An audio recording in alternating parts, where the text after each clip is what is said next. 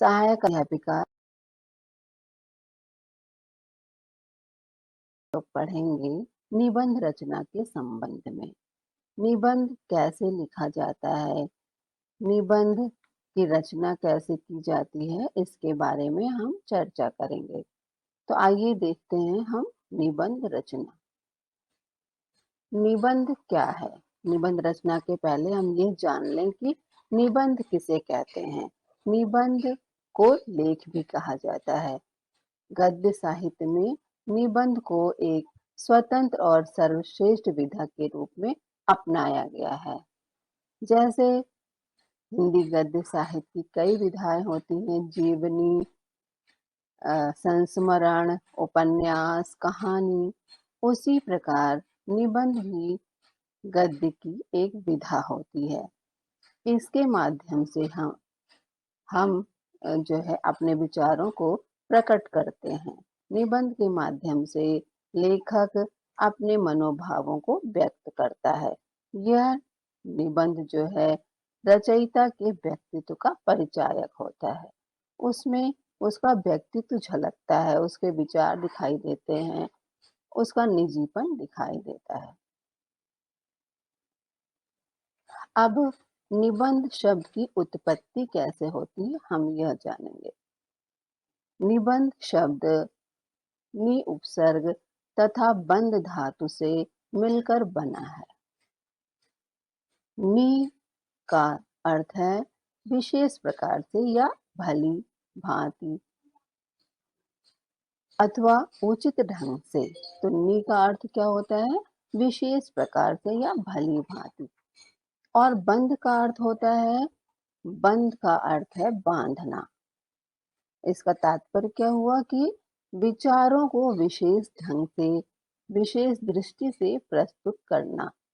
अर्थात निबंध उस गद्य रचना को कहते हैं जिसमें एक सीमित आकार के अंदर किसी एक विषय का वर्णन एक विशेष निजीपन, स्वच्छंदता, सजीवता, संगति एवं सुसंबद्धता के साथ किया जाता है। ठीक है बच्चों, तो निबंध शब्द की उत्पत्ति कैसे हुई ये हमने जान लिया है। इसके बाद हम देखेंगे कि निबंध की परिभाषा क्या है। निबंध की परिभाषा, निबंध एक विचार प्रधान रचना है जिसमें तर्क संगत भाषा शैली से विषय का निरूपण किया जाता है। कुछ परिभाषाएं बच्चों हम आपको बता रहे हैं, जैसे कि निबंध लेखक के व्यक्तित्व को प्रकाशित करने वाली गद्य रचना है। अर्थात जब हम कोई निबंध पढ़ते हैं या सुनते हैं तो उसमें लेखक के व्यक्तित्व का प्रकाशन होता है। अर्थात वो उसके विचार होते हैं, वो उसकी भाषा शैली होती है, तो उसके बारे में भी हम जानकारी प्राप्त कर सकते हैं कि लेखक के अंदर क्या विचार चल रहे हैं। अब दूसरी परिभाषा हम देखते हैं सीताराम चतुर्वेदी जी की। सीताराम चतुर्वेदी जी बड़े शिक्षाविद हैं। इन्होंने बताया है कि साधारणतः निबंध वह साहित्य रूप है जो ना बहुत बड़ा हो ना बहुत छोटा हो, जो गद्यात्मक हो। अर्थात निबंध ऐसा होना चाहिए बच्चों की बहुत बड़ा भी नहीं होना चाहिए जिसको पढ़ते पढ़ते नीरसता आ जाए, और ना ही बहुत छोटा हो कि उसमें हमारी बातें ही न समा सकें। तो इसलिए किसी भी विषय पर निबंध लिखने के समय हमको यह ध्यान रखना चाहिए कि वह न बहुत बड़ा हो और न आकार में बहुत छोटा हो। अब देखते हैं हम कि निबंध की परिभाषा के बाद निबंध की क्या विशेषताएं हैं। परिभाषा देखने से हमें उसकी कुछ विशेषताएं दिखाई पड़ती हैं। तो विशेषताएं ये होती हैं निबंध की संक्षिप्तता, और दूसरी विशेषता यह है पूर्णता। तीसरी विशेषता होती है बच्चों एक सूत्रता, और चौथी होती है तर्कपूर्णता। पांचवी विशेषता क्या है? आंकड़े और उद्धरण। अब इनको हम समझ लेते हैं कि संक्षिप्तता का क्या मतलब है। संक्षिप्तता का मतलब होता है छोटा होना, आकार में संक्षिप्त होना, छोटा होना। कोई भी विषय, कोई भी निबंध ऐसा हो कि बहुत बड़ा नहीं होना चाहिए। उसका आकार इतना होना चाहिए कि जिसमें हम अपनी सभी बातें क्रमबद्ध ढंग से कर लें, अपने विचारों को संक्षिप्त रूप में प्रस्तुत कर लें। और पूर्णता क्या होता है? पूर्णता का तात्पर्य यह है कि कोई भी विषय वस्तु, कोई भी निबंध अपने आप में पूर्ण दिखाई दे। ऐसा न लगे कि हमारी रचना अधूरी है, या हमने, जैसे कि हम दहेज प्रथा पर निबंध लिख रहे हैं या पर्यावरण प्रदूषण पे लिख रहे हैं, तो उसमें सारी बातें आ जानी चाहिए, अपने आप में वो पूर्ण हो।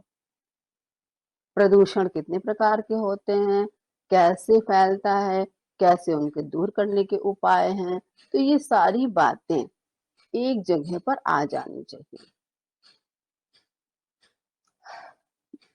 और तीसरी विशेषता क्या है? एक सूत्रता। एक सूत्रता का तात्पर्य है बच्चों की एक सूत्र में हमारा निबंध पिरोया हुआ हो, उसको हम पढ़ें तो एक के बाद एक क्रमबद्ध तरीके से बातें आनी चाहिए। जिस विषय पर हम निबंध लिख रहे हैं वह शुरू जहाँ से होता है, जैसे कि हम किसी त्योहार के ऊपर निबंध लिख रहे हैं तो उसके मनाने का कारण, समय, ये सब क्रम से आने चाहिए। ना कि पहले कैसे मनाया जाता है ये लिख दिया जाए, फिर उसके मनाने का समय या मनाने का कारण बाद में लिखा जाए, यह नहीं होना चाहिए। उसमें एक सूत्रता होनी चाहिए कि हम एक गति से आगे को बढ़ें, क्रमबद्ध तरीके से आगे बढ़ें। अब देखिए बच्चों, तर्कपूर्णता। चौथी विशेषता क्या है? तर्कपूर्णता। हमारा निबंध जो हो वो तर्कपूर्ण होना चाहिए, बेकार की बातें उसमें नहीं आनी चाहिए, तर्कयुक्त बातें हों। अपना जो हमारा विषय है उसके विषय में हम पूरी सतर्कता से अध्ययन करके फिर अपनी बात को कहें। पांचवी विशेषता क्या है? आंकड़े और उद्धरण।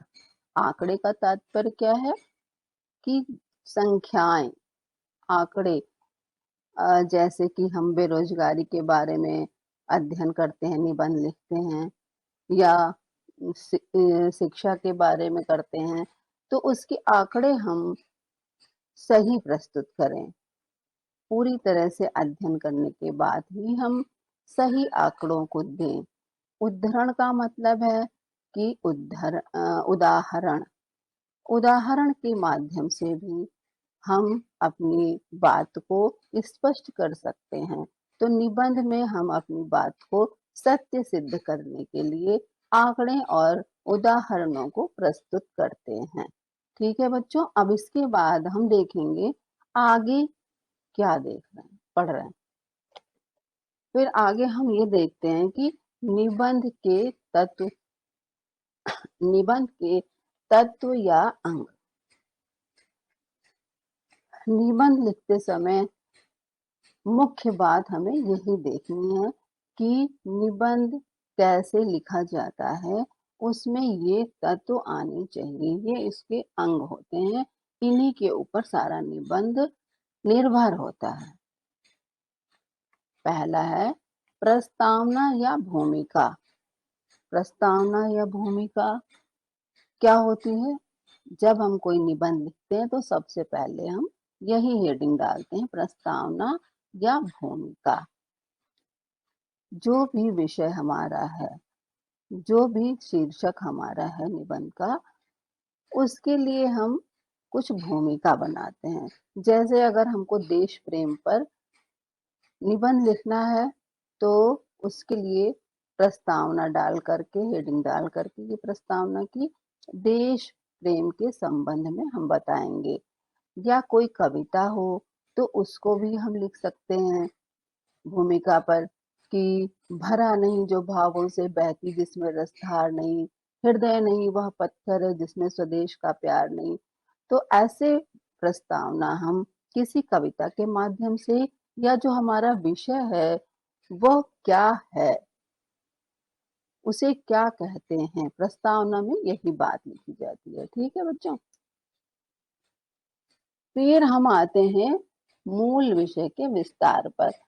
तो जब निबंध लिखते हैं तो हमारा मूल शीर्षक क्या है? जैसे हमने उदाहरण के तौर पर लिया था देश प्रेम। तो देश प्रेम के संबंध में हम यहाँ पर जो हमारा मूल विषय है उसको बढ़ाएंगे, उसको विस्तार देंगे।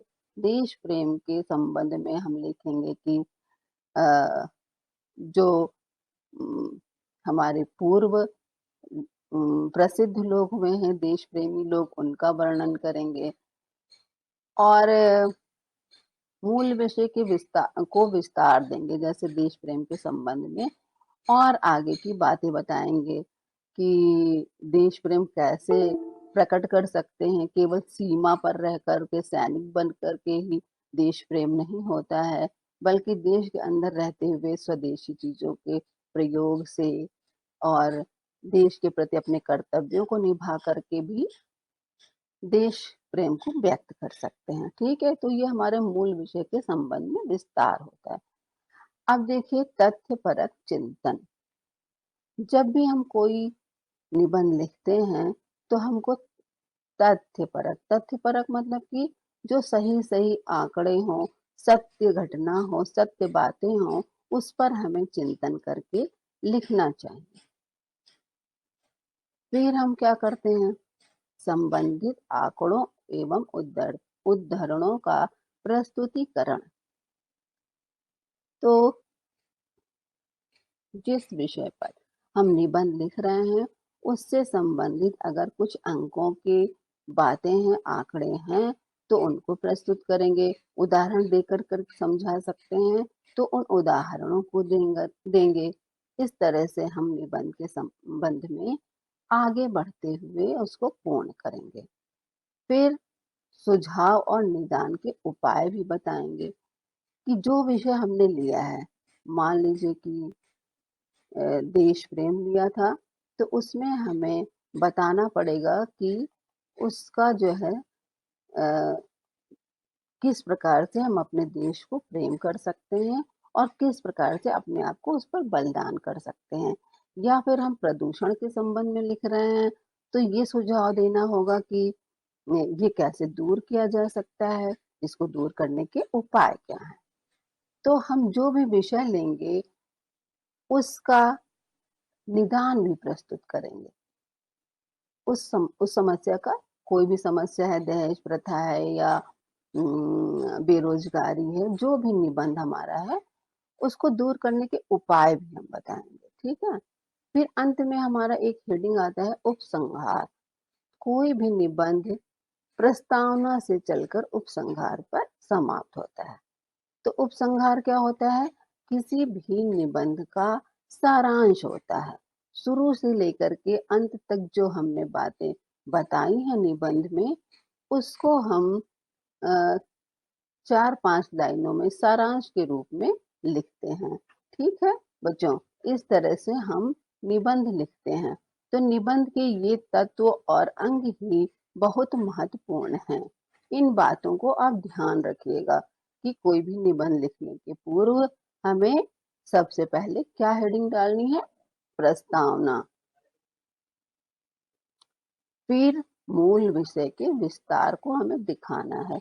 उसको छोटी-छोटी उप हेडिंग में उसको बांट सकते हैं। फिर उसके बाद हम किसी भी समस्या के निदान के लिए सुझाव और निदान के उपाय बताते हैं और अंत में फिर आता है उपसंहार।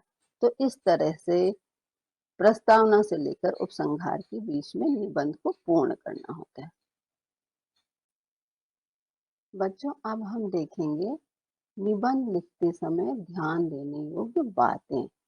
जब हम कोई भी निबंध लिखेंगे, कोई भी हमारे सामने शीर्षक होगा, तो उस विषय पर हम चिंतन मनन करेंगे। अपने मन में शांतिपूर्वक ध्यान से उस विषय पर अध्ययन, चिंतन, मनन करेंगे, तो हमारे अंदर बहुत सारे विचार आएँगे उस विषय से संबंधित, फिर उसको हम क्रमबद्ध तरीके से लिख लेंगे, ठीक है? दूसरा तथ्य क्या है? विषय वस्तु का ध्यान। जो भी विषय है, उस पर हम ध्यान लगाएँगे। हमें किस विषय पर निबंध लिखना है, उस पर हम ध्यान देंगे। उस विषय से हमारा ध्यान भंग नहीं होना चाहिए, किसी दूसरे विषय का ध्यान नहीं करना है। अगर हमको, जैसे हमने एक उदाहरण लिया था कि देश प्रेम पे निबंध लिखना है, तो देश प्रेम के संबंध में ही हमें चिंतन मनन करना है, उसी पर ध्यान लगाना है, उससे अलग बातें नहीं सोचनी है। तीसरा क्या है? सरसता।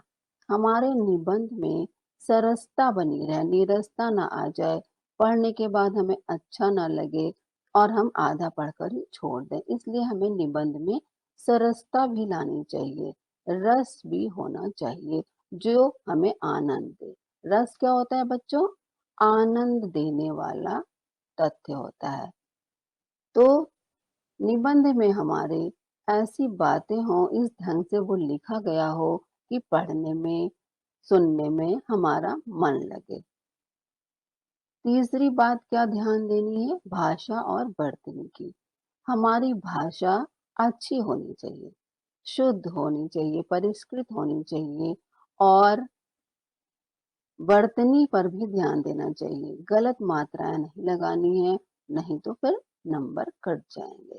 तो हमारी भाषा शुद्ध हो, वर्तनी सही लगी हो, इसका भी ध्यान देना है।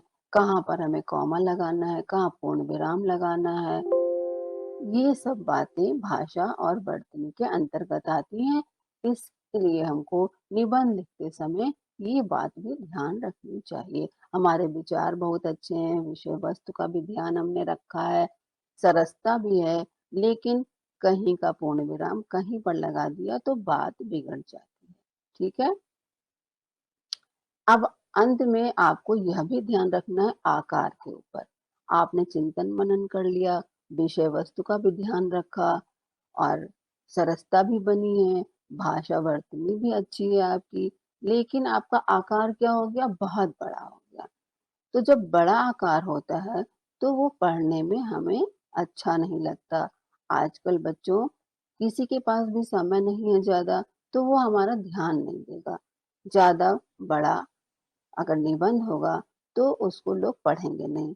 तो आप ऐसा देखिएगा विषय के अनुसार, जिसमें आपका पूरा विषय समाहित हो जाए, पूरी बातें भी आ जाएँ, तो उसका आकार ना बहुत छोटा हो और ना ही बहुत बड़ा हो। ठीक है? अब हम देखते हैं बच्चों कि निबंध कितने प्रकार के होते हैं। निबंध के प्रकार या भेद। तो निबंध के भेद 5 प्रकार के होते हैं। पहला है वर्णनात्मक निबंध, विवरणात्मक निबंध, तीसरा विचारात्मक निबंध और व्यंग्यात्मक निबंध। अब देखिए कि वर्णनात्मक निबंध। वर्णनात्मक निबंध किसे कहते हैं? इस प्रकार के निबंधों में स्थानों, वस्तुओं, ऋतुओं, दृश्यों, त्योहारों आदि का वर्णन किया जाता है। जैसे कि होली, दीपावली, दशहरा, जो भी त्योहार हैं, ऋतु है शरद ऋतु, बसंत ऋतु और दृश्यों की मेले का वर्णन या अ, नौका विहार, तो वहाँ के दृश्य कैसे हैं, प्रकृति चित्रण, तो इन सब निबंधों में वर्णनात्मक वर्णन होता है। वर्णनात्मक का तात्पर्य है कि उसका वर्णन करना, किसी भी स्थान का, किसी भी त्योहार का वर्णन करना, उसके बारे में पूरा बताना कि ये क्या है, कैसे मनाया जाता है, हम लोग क्या-क्या करते हैं। तो इसका तात्पर्य होता है वर्णनात्मक निबंध। अब विवरणात्मक निबंध कैसे होते हैं? विवरणात्मक का मतलब होता है विवरण देना, किसी भी घटना का, यात्रा का वर्णन देना, वर्णन करना, अरे विवरण देना। तो जैसे कि समाचार आते हैं, कोई घटना घट जाती है, उसका सिलसिलेवार वर्णन किया जाता है कि पहले क्या हुआ, बाद में क्या हुआ। कोई यात्रा करते हैं तो हम कहाँ से चले, फिर पहली जगह कहाँ पहुँचे, दूसरी जगह क्या कहाँ पहुँचे, क्या-क्या घटनाएँ घटी। तो इस तरह का जो भी अ, विवरण दिया जाता है, उसे विवरणात्मक निबंध कहते हैं। फिर आता है बच्चों विचारात्मक निबंध। विचारात्मक निबंध वह होता है इसमें किसी विचार, समस्या, मनोभाव आदि के विषय में परिचयात्मक, व्याख्यात्मक अथवा विश्लेषणात्मक लेखन जो होता है वह विचारात्मक निबंध कहलाता है। जैसे शिक्षा, मित्रता, विज्ञान के लाभ हानि आदि इस प्रकार के निबंध होते हैं जिन पर हम अपना विचार व्यक्त करते हैं। तो हमारे जो विचार होते हैं, जो हमारे मनोभाव होते हैं, वह जब हम स्पष्ट करते हैं या व्यक्त करते हैं, तो वो निबंध कहलाते हैं विचारात्मक। जहाँ हम अपने विचार प्रकट करें, किसी समस्या के बारे में, किसी विषय के बारे में कि हमारी राय तो ये है, हमारा कहना ये है, तो ये होते हैं विचारात्मक निबंध। ठीक है बच्चों? अब भावनात्मक निबंध भी होते हैं। भावनात्मक निबंध क्या होता है? इन निबंधों में भावों की प्रधानता होती है। ऐसे निबंधों में परोपकार, सदाचार, देश प्रेम, राष्ट्रभाषा आदि जिनसे हम भावनात्मक रूप से जुड़े होते हैं, जहाँ पर हमारे भाव प्रधान होते हैं और विचार गौण होते हैं। विचारों पे इतना ध्यान नहीं देते जितना कि भावना पर देते हैं। ठीक है बच्चों? तो जहाँ पर भावना हमारी ऊपर होती है, कोई भी भाव हो, प्रेम का भाव हो, स्नेह का भाव हो, लगाव का भाव हो, तो वो भावनाएँ हमारे अंदर आ जाती हैं। तो प्रधान जो निबंध होते हैं, जिनमें हम डूब जाते हैं, तो वो होते हैं भावनात्मक निबंध। और अंत में देखिए अब व्यंग्यात्मक निबंध। व्यंग्यात्मक निबंध क्या होते हैं? व्यंग के माध्यम से हम अपनी बात को कहते हैं। समाज की विद्रूपता, राजनीतिक छल प्रपंच, धार्मिक पाखंड आदि पर व्यंग के कठोर प्रहार करके जनमानस को हम उद्वेलित करते हैं। तो जो भी लेखक है, वो व्यंग के रूप में समाज पर कुठाराघात करता है। राजनीतिक छल प्रपंच जो चलते रहते हैं, राजनीति पर व्यंग करता है। व्यंग का मतलब होता है कि ऐसी बात कहना जिससे उसका मन विचलित हो जाए। जो धार्मिक पाखंड होते हैं जैसे हमारे यहाँ प्रचलित है कि पूजा पाठ दिखावा, तिलक लगाना, माला जपना, तो इनके ऊपर अगर हम व्यंग करते हैं कि अगर माला जपने से हमारे कार्य पूर्ण हो जाए, तो हम माला ही जपते रहें दिन भर। तो इस तरह से जो व्यंग होते हैं, व्यंग करने पर भी समाज को सुधारा जा सकता है। तो ये होते हैं व्यंग्यात्मक, जो हमारे मन को उद्वेलित कर दें, हमारे मन को ऐसा कर दें कि हम उस पे सोचने के लिए मजबूर हो जाएँ, वो व्यंग्यात्मक निबंध होते हैं। तो बच्चों, अब ये पाठ यहीं पे समाप्त होता है। हमें पूरी उम्मीद है कि आपने निबंध रचना सीख ली होगी, निबंध कैसे लिखा जाता है, निबंध में क्या-क्या ध्यान देने योग्य बातें हैं और क्या-क्या मुख्य तत्व होते हैं। किन हेडिंग को डाल करके हम अपना निबंध शुरू और समाप्त करें। तो आप लोग इन बिंदुओं को ध्यान में रख करके अपने निबंध को लिखने का अभ्यास कीजिएगा। ओके।